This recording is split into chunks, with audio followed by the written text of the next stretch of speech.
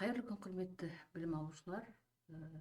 Бүгінгі 4-ші дәрісіміздің тақырыбы компьютерлік жүйелер және телекоммуникация. Қазіргі заманғы технологиялар мен негіздер.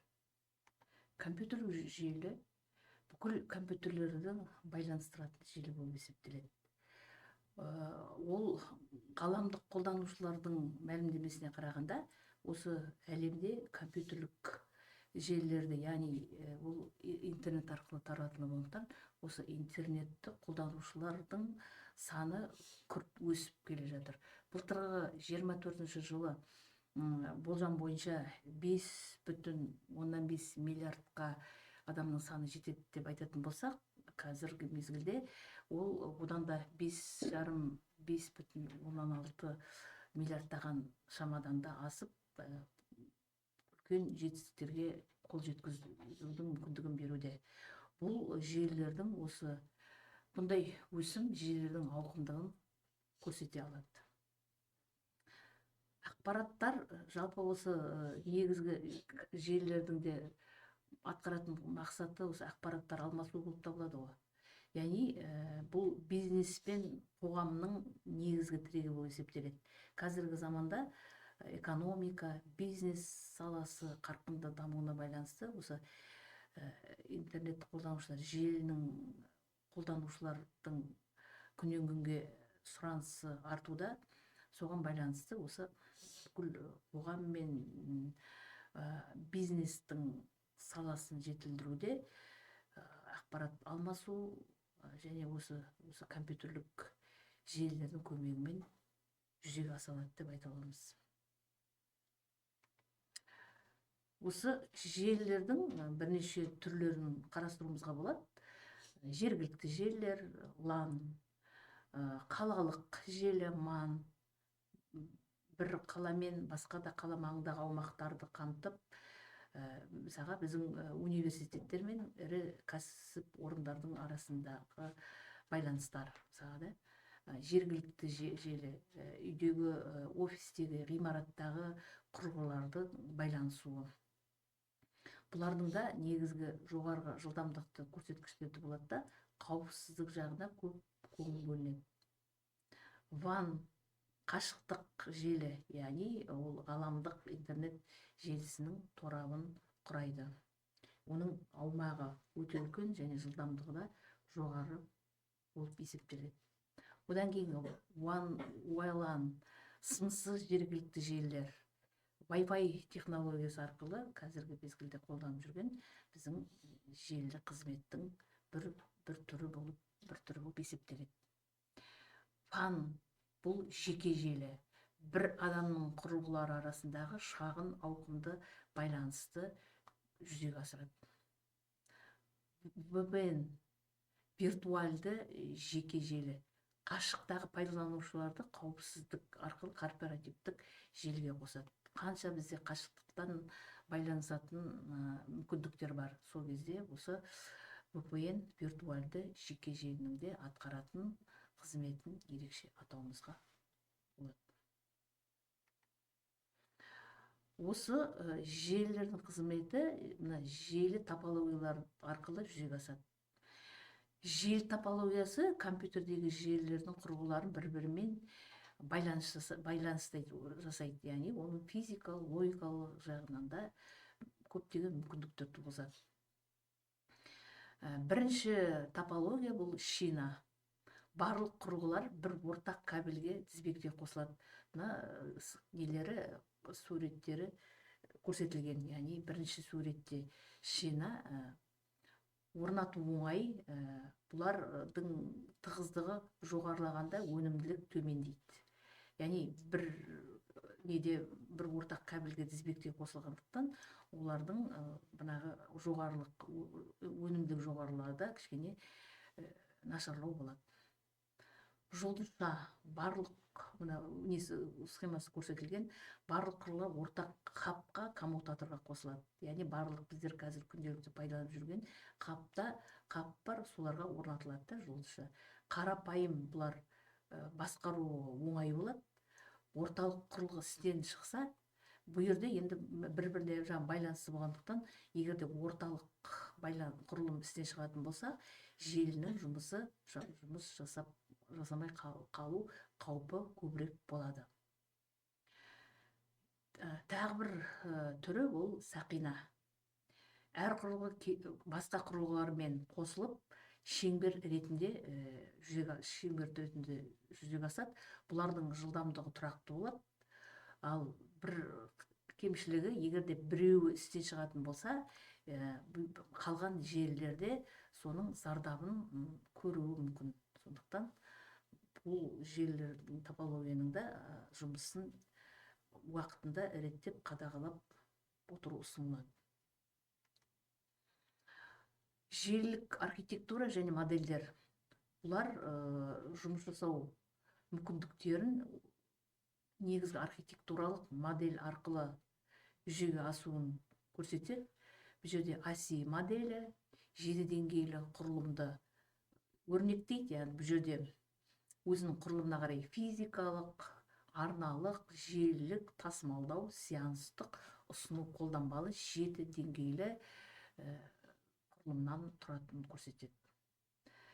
TCP/IP стек интернеттің енді негізгі ұғымы болып есептеледі. TCP деректердің сенімді жеткізілуін қамтамасыз ететін болса, ал IP ол жаңағы мекен-жай, әрменің IP адрестері болады. Сол IP адреске байланысты бүкіл ненің жауапты қызметтер ненің желінің жұмыс жасау модельдерін қадағалап отырады. Стандарттау әртүрлі өндірушілердің жүйелерінің бір-бірімен өзара әрекеттесуін қамтамасыз етеді. Бұл стандартты түрде жүзеге асатын құрылыс. Ал 4 қабатты модель бұл кішкене мана осы 7 деңгейлік болатын болса, бұл 4 деңгейлі мүмкіндікті қарастырады, яғни қолданбалы, тасымалдау, интернет желіге қол жеткізу. Яғни осы интернетте отыру арқылы бүкіл желілердің жұмыс барысын қадағалап, оларды бір жүйеге келтіріп отырады. Желілік архитектураның схемасы, мына клиент-сервер архитектурасы, орталық серверге бірнеше клиенттердің қосылу арқылы жүзеге асады.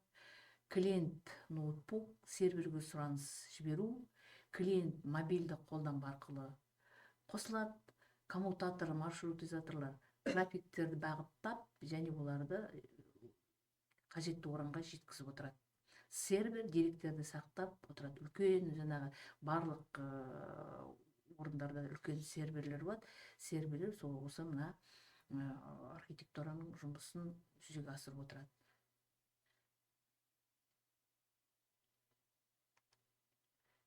Желінің құрылғылары мынандай маршрутизаторлардан, коммутатордан, қабылдағыштардан тұрады. Әртүрлі желілер байланыстарды деректер пакеттерін арқылы бағыттап, оларды іске қосып отырады. Маршрутизатор арқылы, коммутатор арқылы бір жергілікті желі ішінде құрылғыларды бір-бірімен байланыстырып, деректерді тек қажетті портқа жіберіп, олардың жұмыс жасау тиімділігін арттыруға мүмкіндік береді. Қабылдағыш сымсыз желі арқылы құрылғыларға қосылуға мүмкіндік беріп, сымды желіні сымсыз желіге айналдырып, мобильділікті қамтамасыз етіп отырады. Бұл қабылдағыш мүмкіндігі. Желіні маршруттау түрлері. Бұл статикалық маршруттау, динамикалық маршруттау және гибридті маршруттау арқылы жүзеге асырып отырады. Яғни бұларды шағын желілердің қауіпсіздігін қамтамасыз етеді, және үлкен күрделі желілердің жұмыстарының икемділігінің жоғары болуын қамтамасыз етеді, және осы статикалық, динамикалық маршруттардың артықшылықтарын жүзеге асыра отырып, желілердің белгілі бір сегменттегі жұмыстарының жұмысын реттеп отырады. Жаңағы гибридті маршруттау.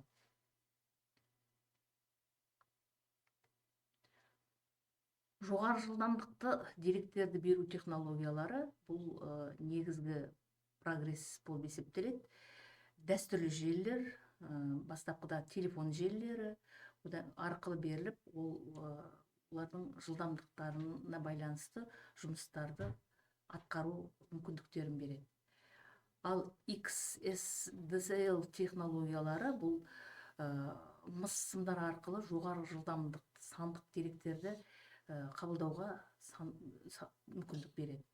Оптикалык талшыктар жарык сигналдары аркылуу бир нече жылдамдыкты жогорулата отыруп, осы желинин мүмкүндүктөрүн колдонуу аясында колдонулат. Оптовые волокна дейт, оптик талшыктар.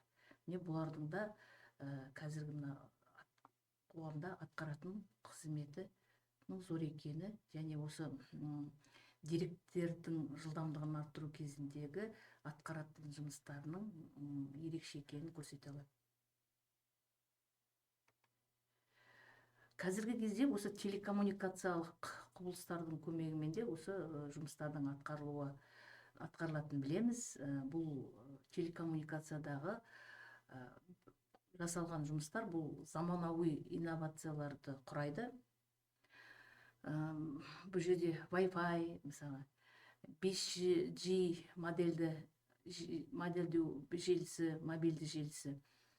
Одан кийин интернет протоколу аркылуу дабыстык байланышты жүзөгө асыратын желилер, VoIP, спутниктик байланыштар, элемдин шалгай аймагындагы байланыштарды орнататын мүмкүндүктөр. Булардын баардыгы осы негизги телекоммуникациядагы заманауи инновациялык кубулуштардын жумусун билдире алат.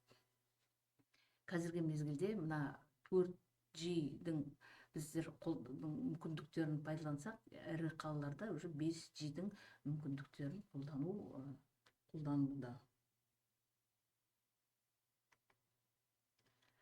Желілік қауіпсіздік және басқару.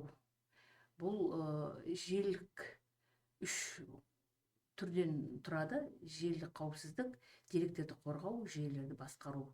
Яғни желі болғандықтан біздер бұл үлкен сала, үлкен серверлермен жұмыс жасағандықтан бұл жерде қауіпсіздік технологияларының сақтау қажет. Яғни зиянды бағдарламалардан, рұқсатсыз қол жеткізуден қорғауды қамту қажет.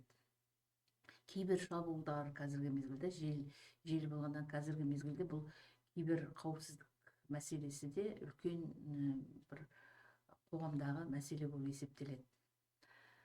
Шифрлау, кіруді бақылау жүйелері маңызды рөл атқарады. Яғни шифрлау, дешифрлау, пароль қою мысалға да біздер сол арқылы өзіміздің деректерімізді басқа бір келеңсіз жағдайлардан қорғау мүмкіндіктерін ала аламыз.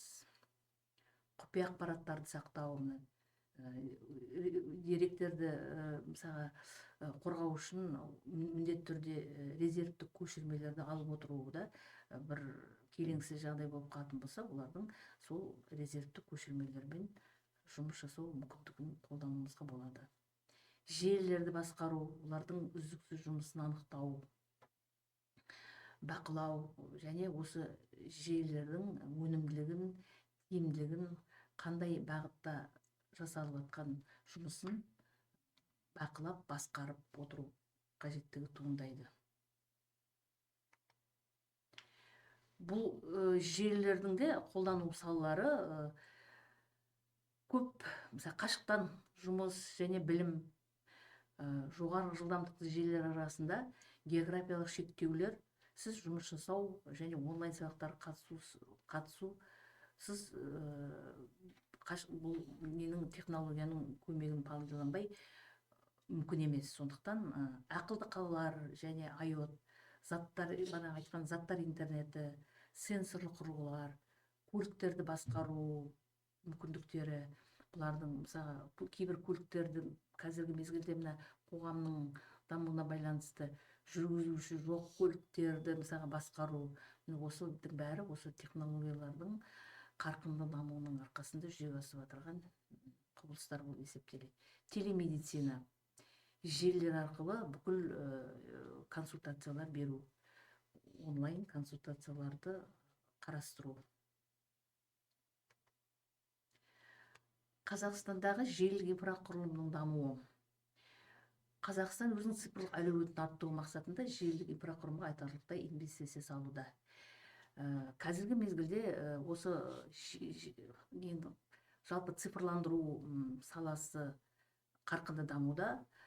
Атап айтсақ, осы біздің биылғы 25 жылдың 8 қыркүйегінде президентіміздің жолдауында да осы цифрландыру мәселесіне көптеп көңіл бөлді.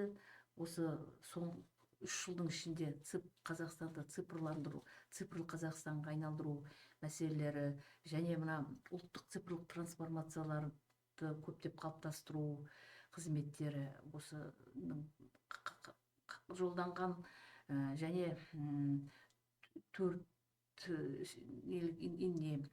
индустрия 4.1.0 индустриялық тұжырымдамалардың жүзеге асуында басты міндет қылып айтып, көптеген осы нені адамдар мемлекетке үлкен тапсырма берген болатын. Оның өзі осы 4G жүйесінің толық қамтылуы және осы 5G технологиясының барлық ірі қалаларда кеңінен таралуы болып есептеледі, дамуына байланысты. Одан кейін осы ұлттық цифрлық трансформацияның дамуы осы желілердің қызметтерінің арқасында қолжетімді болуын айқындайды және осы ауылдық жерлерде, шалғай жерлерде де осы интернеттің, әсіресе жоғарғы жылдамдықтағы интернеттердің қолжетімді болуы бұл осы желілік инфрақұрылымның қарқынды дамуының нақты дәлелі болып есептеледі. Қорытындылай келе, осы желілер мен телекоммуникацияның негізгі болашағы осы технология эволюцияның тоқтамай жылдам және қауіпсіз деңгейге көтерілуінің арқасында болуын есімізге салады және бұл жағдайда жоғарғы сенімділікті арттыру, кідіріссіз, ешқандай тоқтаусыз жоғарғы жылдамдықта жұмыс жасау, жасанды интеллекттің мүмкіндіктерін пайдалану және кванттық байланысты жеделдету, яғни деректерді жеткізудің абсолютті қауіпсіз әдісін қалыптастыру. Бұл осы желілер мен телекоммуникацияның негізгі болашағы ретінде қарастырылады. Жасанды интеллектке де осы жолдауда да баса мән берді. Жасанды интеллектті бүкіл осы қоғамымызға еніп, қазіргі мезгілде осы жасанды интеллекттің мүмкіндіктерінің арқасында көптеген жұмыстар атқарылуда. Әрі қарай да осы цифрландыру, жасанды интеллект бағытындағы атқаратын жұмыстарды қолға алу баршаның міндеті және осы жолдауда айтылған мәселелердің бәрін іске асыру бұл баршамыздың да негізгі міндетіміз деп есептей аламыз. Осымен бүгінгі сабағымыз аяқталды. Назар қойып тыңдағандарыңызға рахмет.